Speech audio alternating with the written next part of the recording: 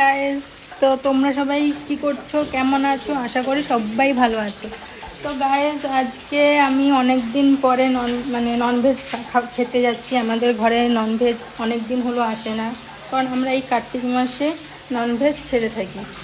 কারণ আমাদের এখানে একটা পর্ব আছে পঞ্চুক কার্তিক মাসে, তো ওর জন্য আমাদের ছাড়তে হয়েছিল। তো অনেক দিন পর আজকে আসলো ননভেজ আইটেম কী কী তোমাদের সাথে শেয়ার করি, চলো। তো গায়েস দেখো, এই পুরো প্রেসারে গরম গরম সবে মাত্র হয়ে বন্ধ করেছি গ্যাসটা। তো এটা হলো মটনের তরকারি, এটা হলো ছোট ট্যাংরা মাছ ভাজা, আর ছোট ট্যাংরা মাছের ঝাল, এটা ঝাল হয়েছে।